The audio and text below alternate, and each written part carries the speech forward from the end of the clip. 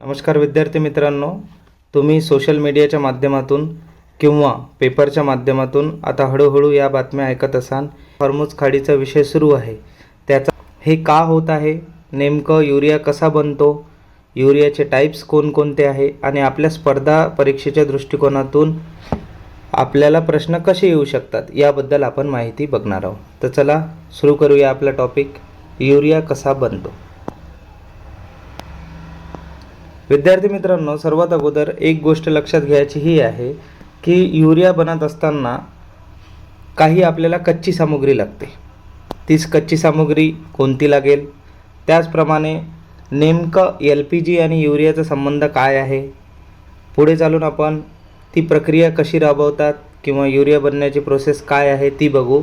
पण जास्त सायंटिफिक घेऊ नये, आपण जनरल वेनं तो टॉपिक अभ्यासू. त्यानंतर सध्या स्पर्धा परीक्षेच्या दृष्टिकोनातून आकडेवारी बघूया आणि पुढे चालून परीक्षेच्या दृष्टीने आपल्याला लक्षात कोणकोणत्या गोष्टी ठेवता येईल ते आपण बघूया. कच्ची सामग्री म्हणून युरिया प्रोडक्शनसाठी सर्वात अगोदर आपल्याला लागेल अमोनिया आणि त्यानंतर लागेल CO2. आता इथे एक कॅच आहे, जो आपण LPGचा इश्यू म्हणतो, LPGची नेमकी आवश्यकता काय आहे युरिया प्रोडक्शनमध्ये, ह्या ठिकाणी LPGचा महत्त्व तुम्हाला कळेल.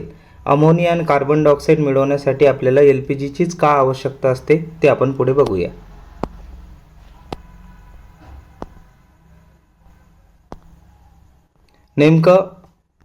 नेमकी युरिया बनणे किंवा नेमकं युरिया प्रोडक्शन ही एक रासायनिक प्रक्रिया आहे विद्यार्थी मित्रांनो. रासायनिक प्रक्रियेमध्ये तुम्हाला LPGच्या माध्यमातून उच्च प्रेशर म्हणजे उच्च दाब आणि उच्च तापमान लागेल, कारण त्याशिवाय युरिया बनणार नाही. पुढे LPGमध्ये प्रोपेन आणि ब्युटेन हे दोन वायू असतात, ज्याच्या माध्यमातून आपल्याला काही बाय प्रोडक्ट्स मिळवायचे आहे, जसे CO2. तर LPGची गरज युरिया बनवण्यासाठी खूप मोठी आहे. पुढे रासायनिक अभिक्रियांचे जे टप्पे असतात युरिया बनण्यात, सर्वात अगोदर उच्च दाब आणि उच्च तापमान याच्या माध्यमातून आपल्याला हायड्रोजन मिळवायचा आहे आणि त्यानंतर CO2ची निर्मिती त्याचा बाय प्रोडक्ट म्हणून होणार आहे. पुढे चालून हा CO2 आपण यूज करूया. आता कॉम्पिटेटिव्हचा अभ्यास करत असताना MCQ टाईप क्वेश्चनमध्ये हा क्वेश्चन येऊ शकतो की अमोनियाची निर्मिती कोणत्या प्रक्रियेद्वारे होतात. अमोनियाची निर्मिती ही हॅबर-बॉशच्या प्रोसेसमुळे होते. त्याचप्रमाणे दुसरा प्रश्न असा येऊ शकतो की युरिया सिंथेसिसची जी प्रोसेस आहे त्याला काय म्हणतात, त्याला बॉश-मेयर प्रोसेस असे म्हणतात. पुढे तुम्हाला हा एक स्क्रीनशॉट दिसत असेल, fertiliser production from LPG.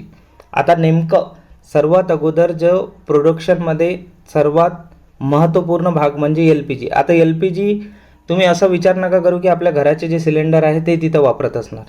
LPG म्हणजे सरळ तुम्ही विचार करा, नॅचरल गॅस. नॅचरल गॅस एक फीडस्टॉक म्हणून वापरतात. आता फीडस्टॉक म्हणजे काय, फीडस्टॉक म्हणजे एखादी प्रक्रिया सुरू होण्यासाठी जे आपण त्यांना कॅटलिस्ट म्हणू शकतो, LPGची त्यासाठी आवश्यकता आहे. सर्वात अगोदर तुम्हाला एक स्टीम इंजिन दिसत असेल, त्याला स्टीम रिफॉर्मिंग म्हणतात. उच्च दाब आणि उच्च तापमानावर LPGच्या माध्यमातून ही प्रोसेस होते. आणि पुढे तुम्हाला स्टीम दिसत असेल, स्टीमच्या माध्यमातून नॅचरली जो वायू आहे आपला H2 तो मिळवला जातो. पुढे आपण सायंटिफिक प्रक्रियेकडे वळत आहोत. पुढे हा जो स्क्रीनशॉट आहे तो महत्त्वपूर्ण आहे. LPG पासून युरिया निर्मितीची प्रक्रिया. सर्वात अगोदर कच्चा मालमधून LPG वापरतात. यामध्ये लक्षात ठेवायच्या कोणकोणत्या बाबी आहे ते तुम्ही बघा. एक हॅबर प्रक्रिया डायरेक्ट तुम्हाला येऊ शकते परीक्षेमध्ये की ह्या प्रोसेसला काय म्हणतात, किंवा डायरेक्ट सूत्र देऊन येऊ शकते. सिनगॅग म्हणजे काय, त्याचप्रमाणे युरिया संश्लेषण ही प्रक्रिया तुम्हाला येऊ शकते. आणि विद्यार्थी मित्रांनो, वाक्यात एक वाक्य येऊ शकते की इनिशियली युरियाचं प्रोडक्शन हे लिक्विड स्वरूपात असते का. तर हो विद्यार्थी मित्रांनो, युरियाचं प्रोडक्शन हे इनिशियली द्रव स्वरूपात असते आणि नंतर फिनिशिंग आणि ग्रॅन्युलेशनच्या माध्यमातून सध्या तुम्ही अंतिम युरियाचे दाणे जे बघतात ते मिळवले जातात. पुढे बघूया प्रमुख आकडेवारी आणि तथ्य. सध्या 2023-24च्या सर्वेनुसार किंवा 2023-24च्या रिपोर्टनुसार 314.07 लाख मेट्रिक टनचं उत्पादन सध्या आपल्याला अवेलेबल आहे. पण येणारा हंगाम हे खरीपाचा हंगाम आहे. त्या अगोदर आपल्याला युरियाची गरज पडणार आहे. आणि सध्याच्या परिस्थितीला किंवा तुम्ही असं म्हणू शकता युरियासाठी भारत हा खूप इम्पॉर्टंट आहे कंट्री, मात्र इम्पोर्ट खूप करतो भारत. आणि ते इम्पोर्ट होते मिडल ईस्टच्या माध्यमातून. सध्या जे हॉर्मुझची खाडी सुरू आहे ना, तो विषय त्या माध्यमातून. पुढे सरकारने यासाठी काही कामं केले आहे का? हो, आत्मनिर्भर बनण्यासाठी न्यू इन्व्हेस्टमेंट पॉलिसी 2012ची, त्याचप्रमाणे न्यू युरिया पॉलिसीसुद्धा आली आहे 2015ची. यामध्ये न्यू इन्व्हेस्टमेंट पॉलिसीच्या अंतर्गत 6 नवीन युरिया युनिट सुरू करण्यात आले. रामगुंडम, गोरखपूर, सिंद्री, बरौली, पानगड आणि गाडे. पण या थ्री नाही आहे, इथं 6 युनिट ओपन झाले आहे. त्याचप्रमाणे आपण आपल्या वापराच्या 20 ते 25% वापर हा इम्पोर्टच्या माध्यमातून करत असतो. आणि त्यामधून 71% जो आपला सप्लाय आहे तो ओमान, सौदी अरेबिया, कतर आणि UAE कडून येतो.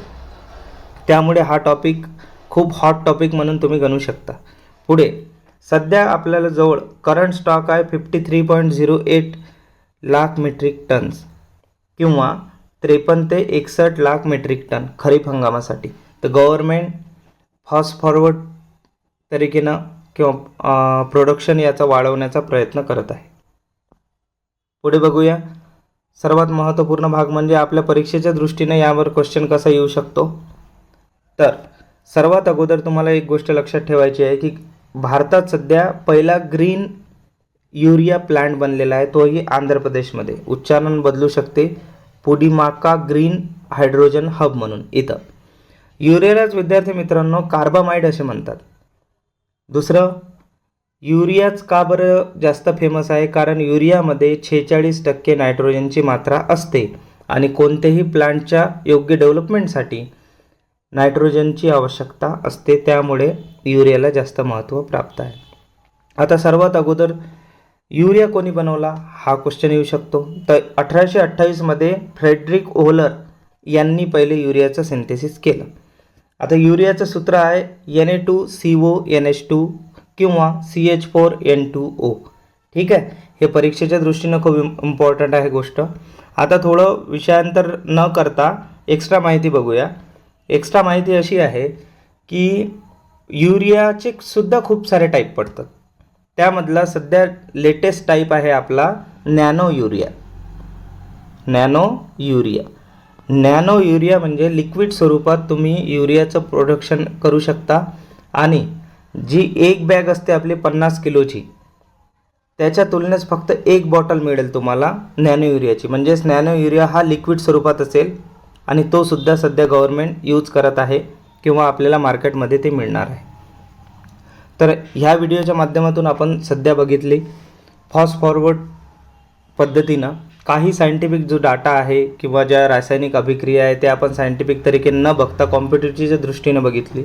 मागची स्लाईड जर तुम्ही बघितली तर त्यामध्ये पुन्हा एकदा पॉईंट आऊट करू इच्छितो मी की तुम्हाला जर अभ्यासायचं असेल तर यामध्ये हॅबरची प्रक्रिया एक लक्षात ठेवा, सिनेगॉग लक्षात ठेवा, त्यानंतर युरिया संश्लेषण कशी होते, त्याचे बायो प्रॉडक्ट काय आहे हे लक्षात ठेवा. आणि सर्वात जास्त LPGची आवश्यकता युरिया प्रोडक्शनला काय आहे तो एक महत्त्वपूर्ण पॉईंट आहे.